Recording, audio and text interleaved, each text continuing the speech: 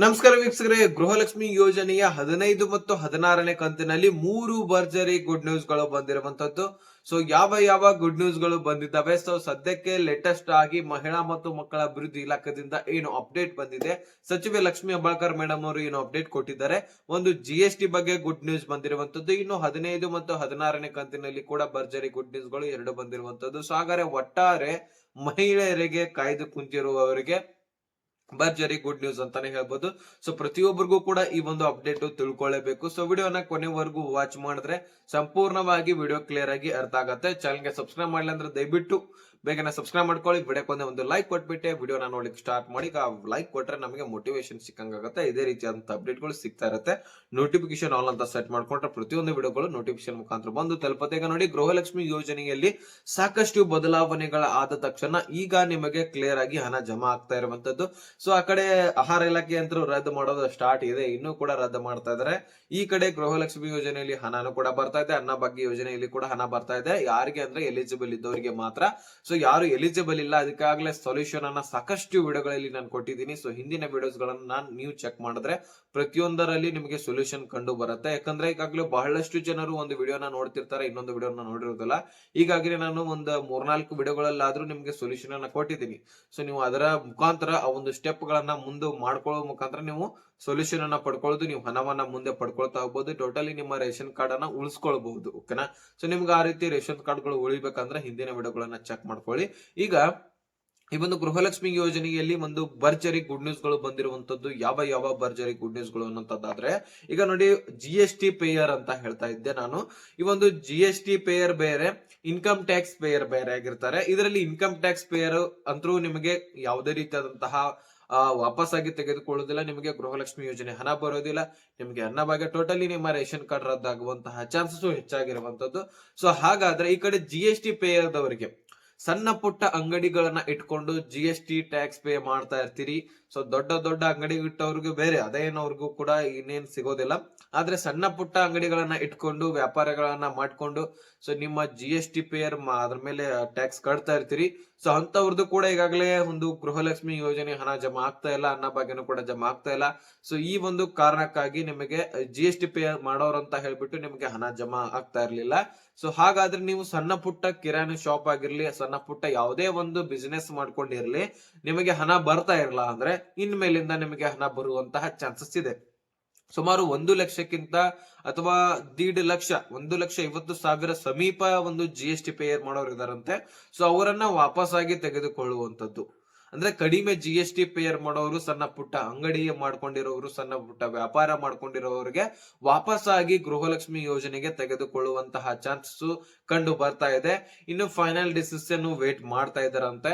ಈಗಾಗಲೇ ಒಂದು ಸಿದ್ದರಾಮಯ್ಯನವ್ರ ಹತ್ರ ಮಾತಾಡೋನಿರುತ್ತೆ ಲಕ್ಷ್ಮೀ ಹೆಬ್ಬಾಳ್ಕರ್ ಅವರು. ಸೊ ಒಂದು 1.5 ಲಕ್ಷದವರೆಗೂ ಕೂಡ ಅವರ ಒಂದು ಫಲಾನುಭವಿಗಳನ್ನ ವಾಪಸ್ ಆಗಿ ಗೃಹಲಕ್ಷ್ಮಿ ಯೋಜನೆಯಲ್ಲಿ ಹಾಕೊಂಡು ಸೊ ಅವ್ರಿಗೂ ಕೂಡ ಹಣವನ್ನ ಹಾಕುವಂತಹ ಕೆಲಸವನ್ನ ಮಾಡ್ತಾರೆ. ಯಾಕಂದ್ರೆ ಅವರು ಕೂಡ ಬಡ ಕುಟುಂಬದವರಾಗಿರ್ತಾರೆ, ಅಥವಾ APL ಕಾರ್ಡ್ ಅನ್ನ ಹೊಂದಿರ್ತಾರ ಅಂತ ಅನ್ಕೊಳ್ಳಿ, ಮಧ್ಯವರ್ಗದವರು ಅಂತ ಅನ್ಕೊಳ್ಳಿ.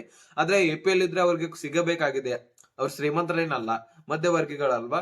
ಸೊ ಅವ್ರಿಗೂ ಕೂಡ ಹಣ ಸಿಗ್ಬೇಕಲ್ವಾ. ಸೊ ಅದಕ್ಕೋಸ್ಕರ GST ಸಣ್ಣ ಪುಟ್ಟ ವ್ಯಾಪಾರಿಗಳಿಗೂ ಕೂಡ ಹಣ ಸಿಗುವಂತೆ ಈಗ ಸದ್ಯಕ್ಕೆ ಒಂದು ಸಚಿವ ಲಕ್ಷ್ಮೀ ಹೆಬ್ಬಾಳ್ಕರ್ ಮಾಡುವಂತಹ ಚಾನ್ಸಸ್ ಇದೆ ಹೆಚ್ಚಾಗಿ. ಸೊ ಯಾರು GST ಪೇಯರ್ ಇಂದ ಹೊರ ಹೋಗಿದ್ದೀರಾ, ಗೃಹಲಕ್ಷ್ಮಿ ಯೋಜನೆ ಹಣ ಹೋಗ್ ಬರ್ತಾ ಇಲ್ಲ ನೋಡಿ. ಸೊ ಅವ್ರು ಪ್ರತಿಯೊಬ್ಬರಿಗೂ ಕೂಡ ಗುಡ್ ನ್ಯೂಸ್ ಅಂತಾನೆ ಹೇಳ್ಬೋದು. ನಿಮ್ಮನ್ನ ಮತ್ತೆ ಗೃಹಲಕ್ಷ್ಮಿ ಯೋಜನೆಗೆ ವಾಪಸ್ಸಾಗಿ ತೆಗೆದುಕೊಂಡು ನಿಮಗೆ ಹಣ ಹಾಕುವಂತಹ ಕೆಲಸವನ್ನ ಸದ್ಯಕ್ಕೆ ನಡೆಯುತ್ತೆ. ಸೊ ಇಷ್ಟು ನಿಮಗೆ ಒಂದು ಭರ್ಜರಿ ಗುಡ್ ನ್ಯೂಸ್ GST ಪೇಯರ್ದವರಿಗೆ ಬಂದಿತ್ತು. ಇನ್ನು 15ನೇ ಕಂತಿನ ಹಣದಲ್ಲಿ ಬಹಳಷ್ಟು ಜನ ವೇಟ್ ಮಾಡ್ತಾ ಇದ್ರಿ. ಫೈನಲ್ ಡಿಸಿಷನ್ ಅಂತಾನೆ ಹೇಳ್ಬೋದು. 15ನೇ ಕಂತಿನ ಹಣ ಮತ್ತೆ 16ನೇ ಕಂತಿನ ಹಣ ಡೇಟ್ ಫಿಕ್ಸ್ ಆಗಿರುವಂತದ್ದು ಫೈನಲಿ. ಸೊ ನೀವು ಆ ದಿನ ಈ ದಿನ ಏನ ತಿಳ್ಕೊಳಿಕ್ ಹೋಗ್ಬೇಡಿ. ಡಿಸೆಂಬರ್ ಮೊದಲನೇ ವಾರದಲ್ಲಿ ಖಂಡಿತವಾಗ್ಲೂ ಬಿಡುಗಡೆ ಆಗತ್ತೆ ಅಂತ ಹೇಳಿದ್ರು. ಸೊ ಈಗಾಗಲೇ 1 ಸರಿ 2 ಸರಿ ನಿಮ್ಗೆ ಹೇಳ್ತಿರ್ತಾರೆ. ಸೊ ಸುಮ್ನೆ ಅದು ಹಣ ಜಮಾ ಆಗೋದಿಲ್ಲ, ಮತ್ತೆ ಮುಂದೂಡ್ತಾರೆ. ಈ ರೀತಿ ಏನಿಲ್ಲ, ಡೈರೆಕ್ಟ್ ಆಗಿ ಡಿಸೆಂಬರ್ ಮೊದಲನೇ ವಾರದಲ್ಲಿ, ಡಿಸೆಂಬರ್ 1-2 ಸ್ಟಾರ್ಟ್ ಆಗಿ 1-2-3 ದಿನಗಳಲ್ಲಿ ನಿಮಗೆ ಖಂಡಿತವಾಗ್ಲೂ 15ನೇ ಕಂತಿನ ಹಣ ಬಿಡುಗಡೆ ಆಗಲಿದೆ. ಮಹಿಳೆಯರಿಗೆ ಫಿಕ್ಸ್. ಈ ಒಂದು 15ನೇ ಕಂತಿನ ಹಣ 2,000 ಜಮಾ ಆಗತ್ತೆ. ಸೊ ಹಾಗಾದ್ರೆ 16ನೇ ಕಂತಿನ ಹಣ ಯಾವಾಗ ಜಮಾ ಆಗತ್ತೆ ಅಂತ ಹೇಳ್ಬೋದು. 15ನೇ ಕಂತಿನ ಹಣ ಮುಗಿದ 1-2-3 ದಿನ ಬಿಟ್ಟು ನಾನು ಈಗಲೇ ಹೇಳ್ತಾ ಇದ್ದೀನಿ, ನಿಮ್ಗೆ ಬಿಟ್ಟ ತಕ್ಷಣ ಮುಗಿದ ತಕ್ಷಣವೇ ಬರುತ್ತೆ, ಇಲ್ಲಪ್ಪ 15 ಜೊತೆನೆ 16ನೇ ಕಂತಿನ ಹಣ ಬರುತ್ತೆ ಅಂತ ಹೇಳ್ತಾ ಇಲ್ಲ. 15ನೇ ಕಂತಿನ ಹಣ ಕ್ಲಿಯರ್ ಆದ ತಕ್ಷಣ ನಿಮಗೆ 2-3 ದಿನ ಬಿಟ್ಟು 16ನೇ ಕಂತಿನ ಹಣ ಬಿಡುಗಡೆ ಆಗುತ್ತೆ. ಯಾಕಂದ್ರೆ ಇಲ್ಲಿ ಹೇಗೆ ಪ್ರೊಸೆಸಿಂಗ್ ಇರತ್ತಂದ್ರೆ, ಗೃಹಲಕ್ಷ್ಮಿ ಯೋಜನೆಯಲ್ಲಿ ಒಂದು ಕಂತಿನ ಹಣ ಏನಾದ್ರೂ ಹಣಕಾಸು ಇಲಾಖೆದಿಂದ ಮಹಿಳಾ ಮತ್ತು ಮಕ್ಕಳ ಅಭಿವೃದ್ಧಿ ಇಲಾಖೆಗೆ ಬಂತಪ್ಪ ಅಂದ್ರೆ 1,22,80,000 ಫಲಾನುಭವಿಗಳಿದ್ದೀರಿ. ಸೊ ಅದರಲ್ಲಿ ಯಾರ್ಯಾರಿಗೆ ಜಮಾ ಆಗಿದೆ, ಯಾರಿಗೆ ಜಮಾ ಆಗಿಲ್ಲ, ಯಾರಿಗೆ ಪೆಂಡಿಂಗ್ ಉಳಿದಿದೆ, ಇದನ್ನೆಲ್ಲನೂ ಕೂಡ ಲಿಸ್ಟ್ ರೆಡಿ ಮಾಡ್ಬೇಕಾಗತ್ತೆ. ಆ ಒಂದು ಲಿಸ್ಟ್ ರೆಡಿ ಮಾಡಿ, ಫೈಲ್ ರೆಡಿ ಮಾಡಿ, ಸೊ ಎಷ್ಟು ಜನರಿಗೆ ಹಣ ಕೊಟ್ಟಿದೀವಿ, ಎಷ್ಟು ಜನರು ಪೆಂಡಿಂಗ್ ಉಳಿದಿದ್ದಾರೆ, ಎಷ್ಟು ಹಣ ಉಳಿದಿದೆ ಅನ್ನುವಂಥದ್ದನ್ನ ಕ್ಯಾಲ್ಕುಲೇಟ್ ಮಾಡಿ. ಯಾಕಂದ್ರೆ ಇಷ್ಟು ಜನರಲ್ಲಿ ಮತ್ತೆ ರೇಷನ್ಸ್ ಕಾರ್ಡ್ಗಳು ರದ್ದಾಗಿರ್ತಾವಲ್ವಾ, ರೇಷನ್ ಕಾರ್ಡ್ ರದ್ದಾಗಿದ್ರೆ ನಿಮ್ಗೆ ಹಣ ಜಮಾ ಆಗೋದಿಲ್ಲ. ಹೀಗಾದ ಕಾರಣಕ್ಕಾಗಿ ಆ ಒಂದು ಫಂಡ್ಗಳು ಒಂದು ಉಳಿದಿರತ್ತೆ, ಮಹಿಳಾ ಮತ್ತು ಮಕ್ಕಳ ಅಭಿವೃದ್ಧಿ ಇಲಾಖೆಯಲ್ಲಿನೇ ಉಳಿದಿರುತ್ತೆ. ಹೀಗಾಗಿ ಅಲ್ಲಿಂದ ರಿಪೋರ್ಟ್ ಅನ್ನ, ಫೈಲ್ ಅನ್ನ ವಾಪಸ್ ಆಗಿ ಹಣಕಾಸು ಇಲಾಖೆಗೆ ಕಳಿಸ್ಬೇಕಾಗತ್ತೆ. ಇಂತಿಷ್ಟು ನಾವು ಹಣವನ್ನ ಕೊಟ್ಟಿದೀವಿ, ಇಂತಿಷ್ಟು ಹಣ ಪೆಂಡಿಂಗ್ ಉಳಿದಿದೆ, ಇದನ್ನ ವಾಪಸ್ ಆಗಿ ಕೊಟ್ಟಿದೀವಿ ಅಂತ ಹೇಳ್ಬಿಟ್ಟು ಒಂದು ಫೈಲ್ ರೆಡಿ ಮಾಡಿ ಒಂದು ಕಂತಿನ ಹಣದ ಬಗ್ಗೆ ಫೈಲ್ ಅನ್ನ ಕೊಡಬೇಕು. ನೆಕ್ಸ್ಟ್ ಇನ್ನೊಂದು ಕಂತಿನ ಹಣ ಬಿಡುಗಡೆ ಆಗ್ಬೇಕಲ್ವಾ, ಸೊ ಅದಕ್ಕೋಸ್ಕರ ಇಲ್ಲಿ ಸಿಎಂ ಅವರ ಒಂದು ನೋಟಿಸ್ ಹೋಗ್ಬೇಕು, ಈ ಕಡೆ ಒಂದು ಸಚಿವರು ಕೂಡ ಒಂದು ಮನವಿ ಕಳಿಸ್ಬೇಕು.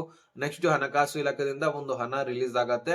ಸೊ ಆವಾಗ ಮತ್ತೆ ಪ್ರೊಸೆಸಿಂಗ್ ನಡೆಯುತ್ತೆ, ಅಲ್ಲಿಂದ ಮಹಿಳಾ ಮತ್ತು ಮಕ್ಕಳ ಅಭಿವೃದ್ಧಿ ಇಲಾಖೆಗೆ ಬರುತ್ತೆ, ಅಲ್ಲಿಂದ ಮತ್ತೆ ಡಿಬಿಟಿ ಟ್ರೆಜರಿಗೆ ಪುಷ್ ಆಗುತ್ತೆ. ಡಿಬಿಟಿ ಟ್ರೆಜರಿದಿಂದ ಬ್ಯಾಂಕ್ ಗಳು ಅಪ್ಡೇಟ್ ಮಾಡ್ಕೊಳ್ತವೆ. ಪ್ರತಿಯೊಂದು ಬ್ಯಾಂಕ್ ಗಳು ಅಪ್ಡೇಟ್ ಯಾವ ರೀತಿಯಾಗಿ ಮಾಡ್ಕೊಳ್ತಾವ ಅಂದ್ರೆ, ತಮ್ಮ ತಮ್ಮ ಬ್ಯಾಂಕ್ ಗಳಲ್ಲಿ ಮಹಿಳೆಯರ ಎಷ್ಟು ಅಕೌಂಟ್ ಗಳಿದಾವೆ ಅದನ್ನ ಕ್ಯಾಲ್ಕುಲೇಟ್ ಮಾಡ್ಕೊಂಡು ಹಣವನ್ನ ಜಮಾ ಮಾಡ್ಕೊಳ್ತವೆ.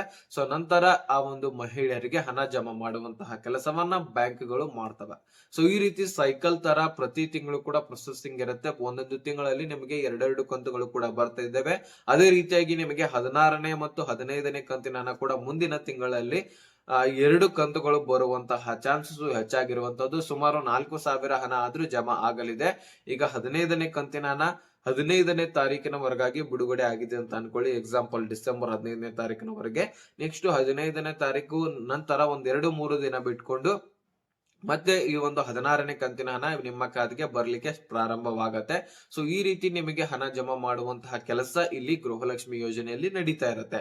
ಸೊ ನಿಮಗೆ ಅನ್ನಭಾಗ್ಯ ಯೋಜನೆಯಲ್ಲಿ ಕೂಡ ಅಪ್ಡೇಟ್ ತಿಳಿಸ್ಕೊಟ್ಟಿದೀನಿ ಈಗಾಗಲೇ.